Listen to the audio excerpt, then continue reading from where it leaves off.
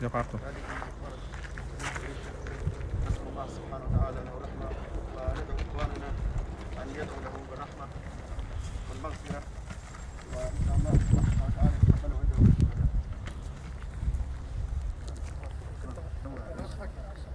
دورنا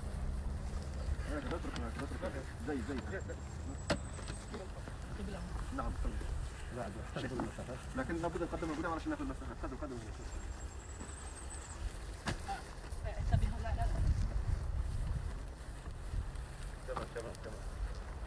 هذا شيء.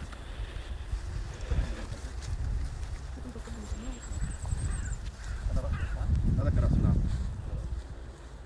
طيب يا اخواني ان شاء الله سنصلي عليه باذن الله.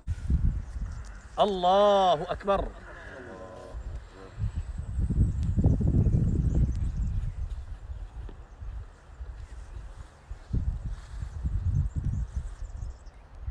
الله أكبر.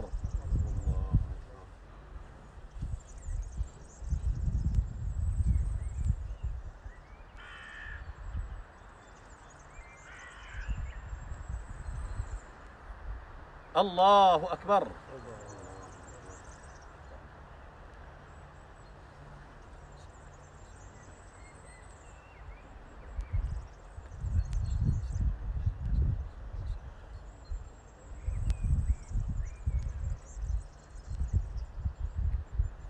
الله أكبر.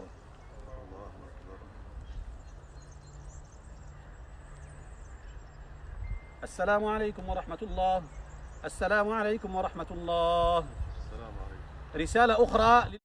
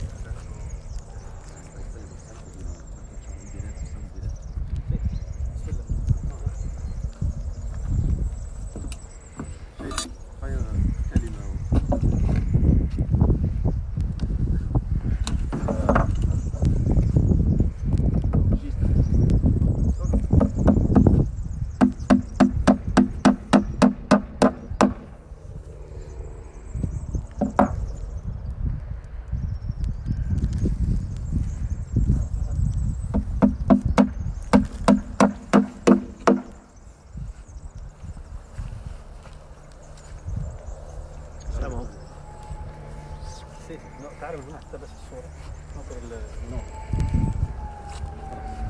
نبدأ إن شاء الله. تفضل. سيك إن شاء الله. سيك. بسم الله.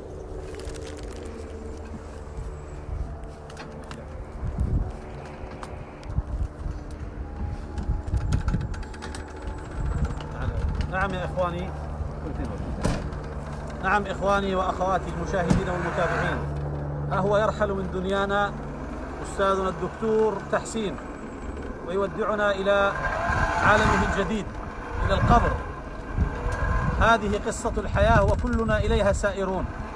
هذا هو بيتك وبيتي وبيتك وبيتهم أجمعين وبيتنا. هذه القبور هي بيوتنا المستقبلية، فلنعد لها العدة. الدنيا قصيرة زائلة فانية، الدنيا قصيرة زائلة فانية، فالله الله إخواني وأخواتي. كفى بالموت واعظا، كفى بالموت واعظا، وكفى أيضا بهذا الفيروس واعظا. مخلوق صغير لا يرى بالعين المجردة ولا بالميكروسكوبات ولا بغيرها، هز العالم كله، بسببه مات الآلاف ويهدد الآلاف. نسأل الله أن يلطف، إنها قدرة إلهية. فالله الله يا إخواني وأخواتي في العودة إلى الله تبارك وتعالى وتذكر الآخرة والاستعداد لها. الدنيا ما أحد سيأخذ منها شيء، سنذهب إليها ما عندنا شيء، لا محفظة نقود ولا بطاقة بنك ولا حساب ولا شيء إلا ما قدمنا من صالحات الأعمال. هذا الذي سيذهب معنا. ونحسب أن أخانا الدكتور تحسين قد قدم الكثير حقيقة للجالية، للمسجد، للفقراء، للمحتاجين، لغير المسلمين. صديق بريشة، الدكتور صديق بريشة، مسلميها ومسيحييها، ويعالج وهو طبيب من مرضاه كثير من غير المسلمين، محبوب بين الناس. ذهب ما بقي معه إلا ما قدمه، ونحسبه قدم خيرا إن شاء الله تبارك وتعالى. لا تنسوه مرة أخرى من دعواتكم، ولا تنسوا موتانا أجمعين. ولإخواننا من خارج بريشة ومن خارج إيطاليا لا تخافوا، نحن بخير والحمد لله، وربما الأخبار أكثر من الواقع. إخوانكم وأهلكم هنا بخير بإذن الله. من جاءه الموت فتلك أقدار الله الماضية ستأتيه، سواء هنا أو حتى كان في آمن بقاع الدنيا. فإن شاء الله نواصل بالدفن بإذن الله. خليل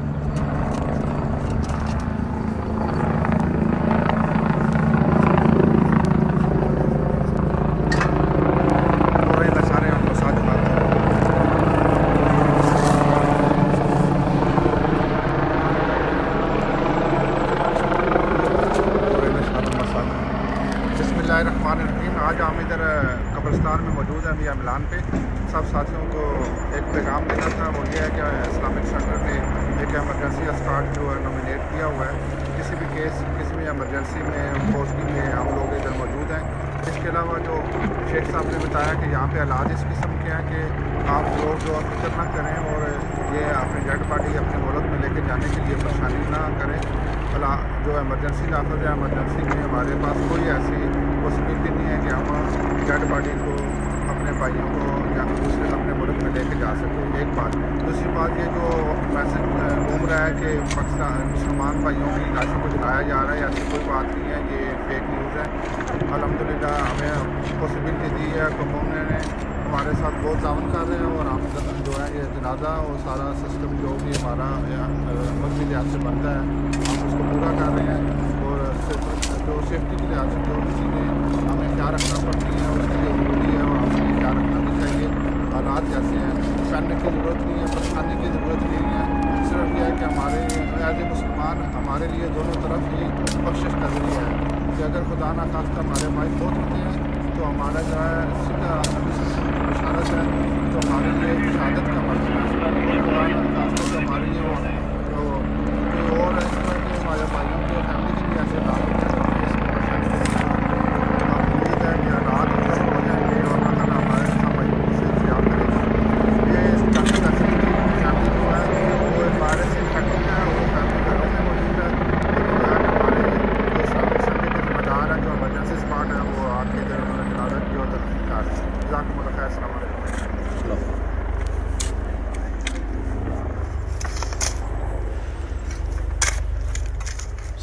طارق طارق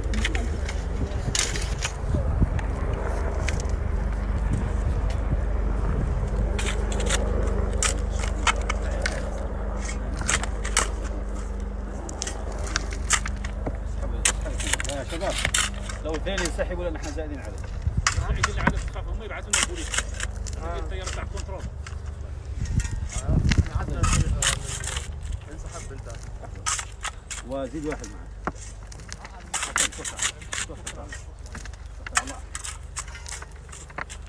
كم باقي ياخذ؟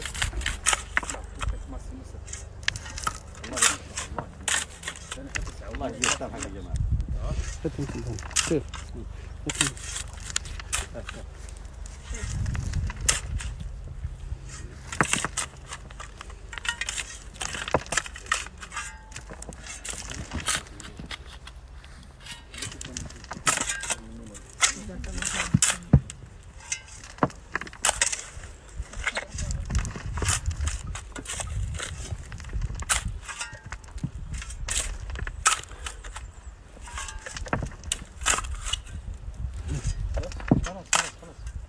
خلاص هم تحيي ياخذ الكل. تعال خلاص يلا.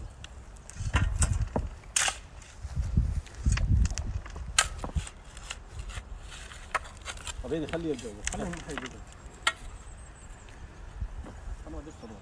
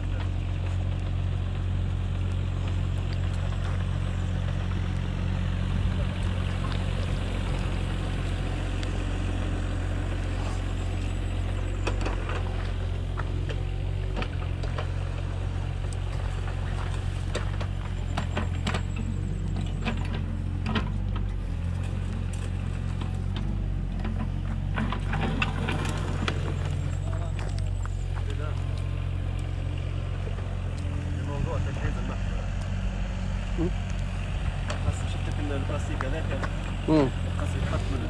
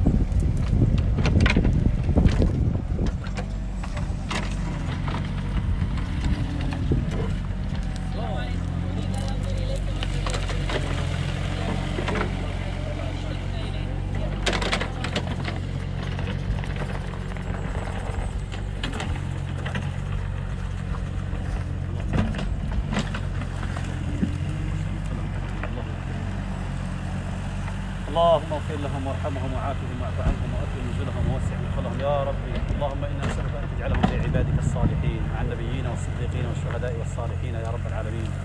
اللهم اغفر لجميع موتانا من اخواننا واخواتنا الذين سبقونا اليك في هذه المقبره وفي كل المقابر يا رب العالمين. اللهم انا نسالك يا ربي ان تغفر لهم وان ترحمهم وان تعلي درجاتهم. اللهم جازهم بالحسنات احسانا بالسيئات عفوا ومغفرة ورضوانا يا رب العالمين. اللهم أفسح لهم في قبورهم مد أبصارهم وأنر لهم قبورهم وأسعدهم بصالحات أعمالهم يا أرحم الراحمين يا الله. اللهم إنا نسألك يا رب أن تغفر لهم أجمعين. اللهم اغفر لأخينا الحاج ماهر مرعي، واغفر لأخينا الحاج العبوس عباس، واغفر لأختنا جنفر إبراهيم، واغفر لأخينا فتحي، واغفر لأخينا الدكتور تحسين، واغفر للأموات الذين سبقوا إليك كلهم. اللهم اغفر لهم أجمعين وارحمهم.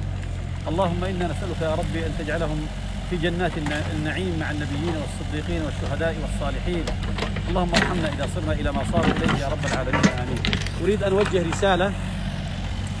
أريد أن أوجه رسالة من هذا المكان لإخواننا من أبناء الجالية والأقلية المسلمة في بريشيا وفي إيطاليا.